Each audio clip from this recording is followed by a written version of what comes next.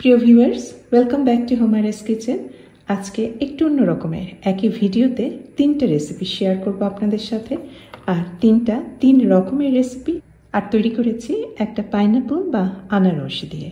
আমি তৈরি করেছি মিন্ট পাইনাপল জুস, পাইনাপলের মজাদার ফ্রুট সালাদ আর পাইনাপল চিকেন রোস্ট।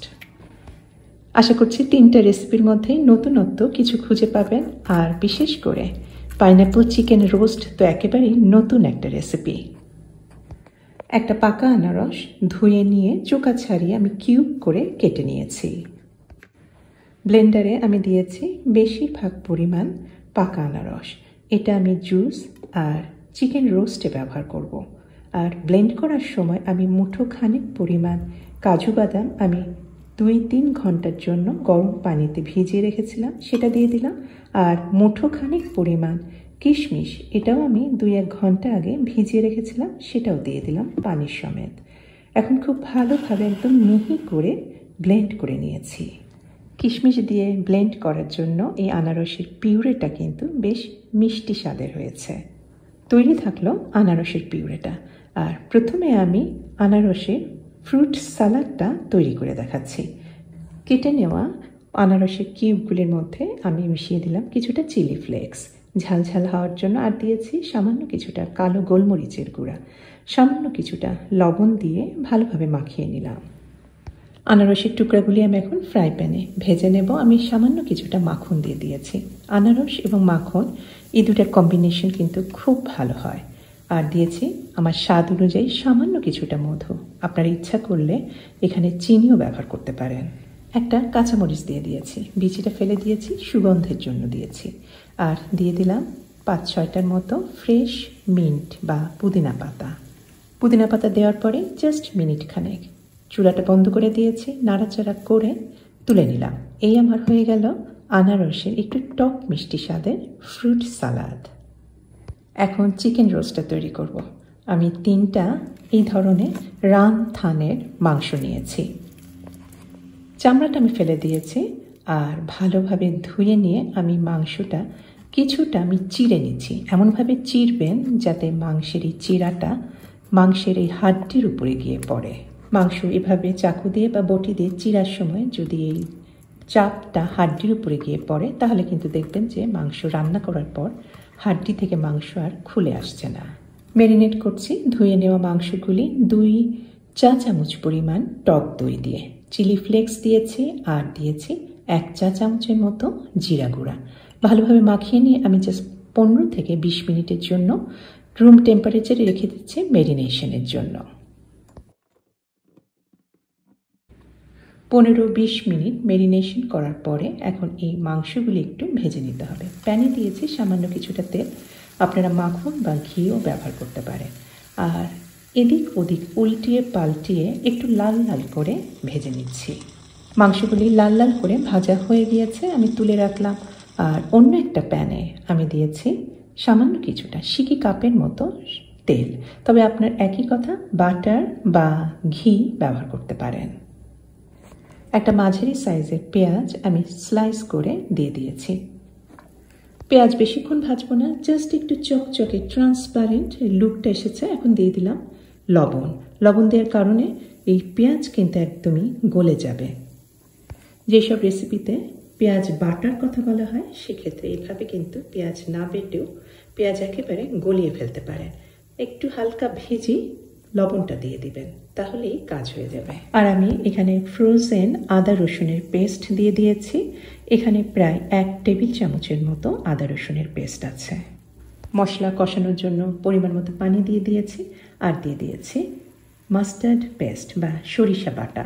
এটা আমি বাসায় করিনি, দোকানে যে শিশিতে মাস্টার্ড পেস্টটা বিক্রি হয় সেটাই ব্যবহার করছি।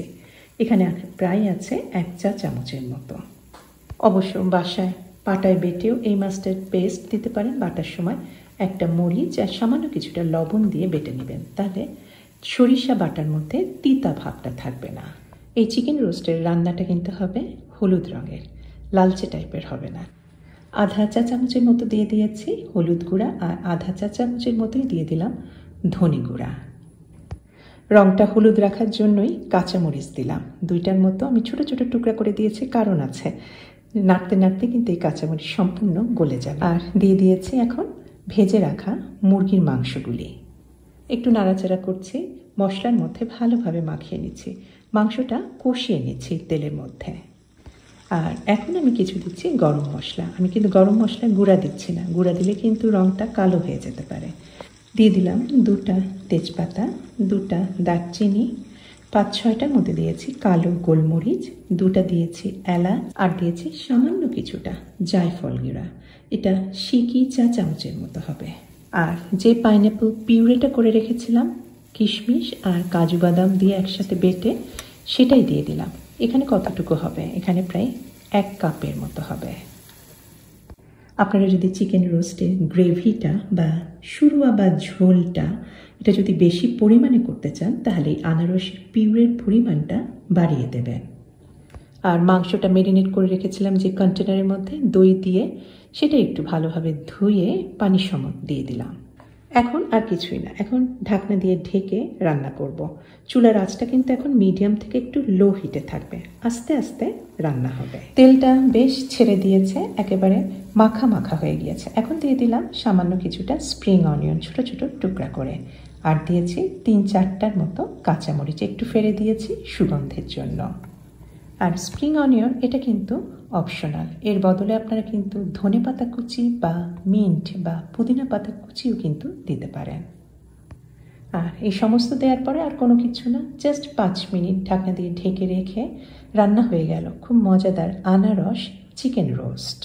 হালকা মিষ্টি, হালকা টক ঝাল আছে, কারণ মিষ্টিটা এসেছে কিশমিশ থেকে, ঝাল চিলি ফ্লেক্স, কালো গোলমরিচ, আর এই গ্রেভিটা দই থেকে আর আনারস থেকে হয়েছে। সত্যি একদমই ইউনিক, একটা খুব স্পেশাল একটা রেসিপি। এই ঈদে কিন্তু এই রেসিপিটা করে সবাইকে চমকে দিতে পারে। আর এখন রয়েছে লাস্ট রেসিপিটা, আনারস মিন্ট জুস। এটা আমি কিভাবে করেছি ঝটপট দেখিয়ে দিচ্ছি।